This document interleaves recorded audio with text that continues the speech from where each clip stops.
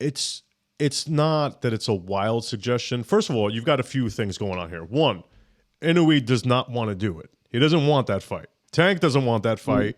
Fucking nobody wants that fight. One. Two, except for me and Ariel, we both want it. I mean, I would watch it. It's fine. It's cool. But it's not really a fucking thing. It's a thing that is being said by fucking casuals. As much as I hate that word, it actually applies here. It's legitimately like the kind, it's like fucking like, oh, what if, fucking Superman, it's like that fucking retarded of a thing. Like, yeah. So then look, and this is a tweet from Helwani that kind of like encapsulates it, because it's a fucking stupid take, and I think he had one of his friends on his show saying like, oh, well, it's not even a take, it's like a what if, and something about, he broke down like why Dodger Stadium makes sense, why, and then this is the tweet, because he wants to dig his heels in on this. Lots of noobs in this thread apparently haven't heard of the likes of Manny Pacquiao, who started at 106 and went up to 144. Sheesh. Also note, seems too big. So I guess he's saying that Tank seems too big to fight Inoue. That he's like referencing his old tweet. Tank seems too big to fight Inoue. So so he's trying to like create a backdoor for himself to say that I was already saying that it's not likely to happen. But what if? But who gives a fuck about what if? What are we doing here? What are we talking about? Inoue doesn't want that fight. Tank doesn't want that fight. Fucking, and then he throws Dan Canabio, great friend of the show. We love him. We love him. He's great, and he is Gen Z. We do, and he's Gen Z, and we tagged him in our last video. He hasn't got back to us yet, but I'm sure he will. Large from last week's show did get back to us, right? We did a whole segment on Large from the Zone. Debated in the DMs. He jumped into the DMs. He said, "Listen, no problem. I love it. It's great. We do this thing for clicks. You guys need help. I'm a friend of the show," and I've got the DMs to back that up. Ariel Helwanni, not a friend of the show. Talmudic in nature. Friend of mine. I like friend of Donnagh's. He's got some sort of fucking deal with him going on there, but no big deal. Listen, point is that it's not. It is fucking stupid. So he says, "Oh, I think Dan Canabio is one of the best in the business." Right? And even he brought this up as a thing. Okay, so then go through the fucking thread. Find that tweet of Dan Canabio where he's talking about Inoue and Tank, and he's getting shredded. Just like you, Ariel. 50% of the comments, 60, 70% of the comments are people saying, this is stupid, this is dumb, this is a waste. Okay? Right. People don't really want Ariel Helwani covering boxing in the same way that we didn't want fucking Luke Thomas covering boxing. We just didn't. We don't want it. Brian Campbell, do you like him? I don't even fucking know him. I don't know Brian Campbell. Is he an MMA guy? I don't know. He's the guy who like read The Fighter and the Kid subreddit one time and made it his whole personality. Well, that's pretty funny. That's actually pretty funny. I think me and you did that for like 2 or 3 years at some point. We were pretty much just saying Shabisms. I feel like I kind of decided pretty early on that hating on Shab was kind of cringe, and like it was like a very like low IQ thing to be doing. I decided very early on that hating on Shab was cool. Okay, and this was when the homeless cats. It was probably only maybe 5,000 homeless cats. Yeah. Once we got up to like 50,000, 60,000, 70,000 homeless cats on Reddit, I started to say, okay, this is overkill. But that's all. I could talk about Shab all fucking day. Helwani, it is a fucking stupid take. You are digging your heels in it. We definitely do not want MMA guys covering boxing, right? And the idea that you're like, oh, I've been watching boxing. I've been watching boxing before I knew MMA was even a thing. Well, yeah, but you're holding up a place at the Zone or whatever the fuck it is he does that's probably better suited for somebody else. I disagree. What's that? I think like who else is going to be in that position if it's not Ariel? Is it Ariel Oladipo? Dan Canabio, the guy, okay, the guy that's actually been working in boxing for longer than Helwani, the guy that knows more about boxing than Helwani, the guy that's also saying dumb shit like Helwani, but at least Canabio would say, hey, I'm fucking gay, blow me. No, at least Canabio would say, maybe, yeah, I guess it is a stupid fucking thing to say. That's all it is, really. is that he's coming. But you're going, oh, who? Like, we don't want this person. Instead, we want Canabio. Okay, no, I think we're all right with Ariel then. No, it's not that we want Canabio, Donagh, but there are people that are better suited. Anybody that's been covering strictly boxing is going to be better than a guy that was covering strictly MMA for fucking 10 years and then just decided to brush up on boxing.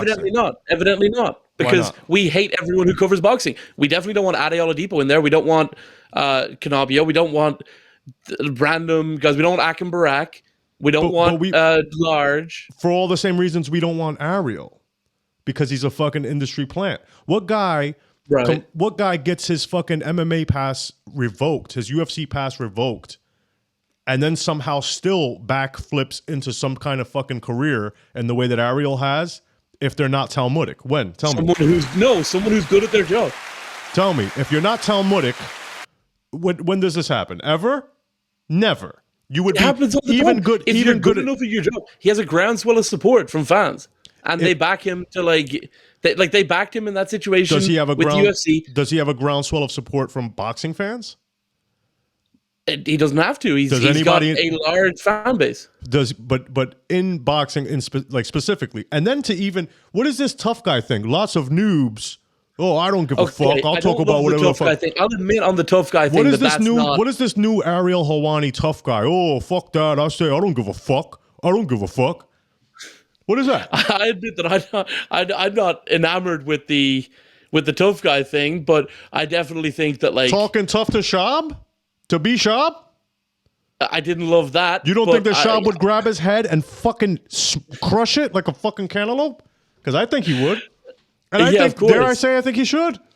I certainly think he shouldn't. But look, I'm not going to say that I love the gimmick. He calls it Helwani.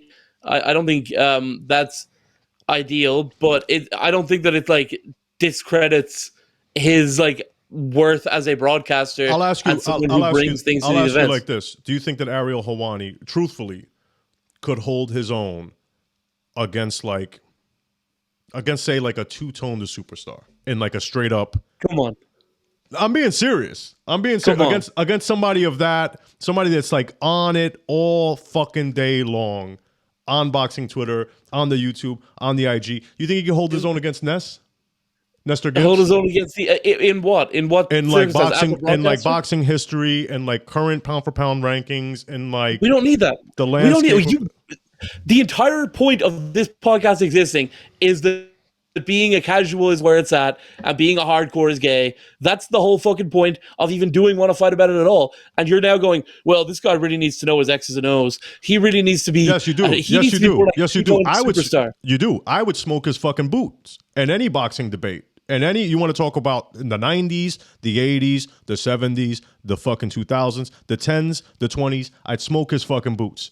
Now, is it gay to know all that? Yes. But I have the knowledge in the old noggin. And he ain't fucking got it. I can guarantee you he ain't got it. Manny Pacquiao, look, lots of noobs in this thread apparently haven't heard the likes of Manny Pacquiao, who started at 106 and went up to 144. I've got news for you. When Manny Pacquiao started at 106, he was a pro fighter. He turned pro at 15 fucking years old. Floyd Mayweather was 106 pounds also at 15 years old.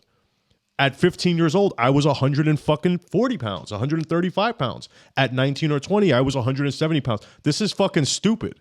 That's a current day 300 plus. Current day 355 fucking pounds and still growing. I'm 6'5". So and that's a stupid fucking point to make. Oh, he started at 106. 106 doesn't even matter when it comes to Manny Pacquiao, because by the time he was a natural adult, he was already fighting at 118, 100, and that's the point.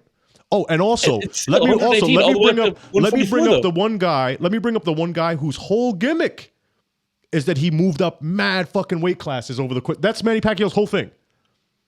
Yeah. It's not like oh, I guess you never heard of Manny. It's like, motherfucker, that'd be like oh, I guess you never heard of the Flash. This guy that runs really fast. It's yeah, that's his thing. He runs very fast. Manny Pacquiao was able to move up a lot of divisions. Not everybody's Manny Pacquiao, you know that, right? Or is it because he's Asian that you want to do Dodger Stadium with Inoue? Is that it? I don't know. It's because Bob Arum talked about it. I don't know.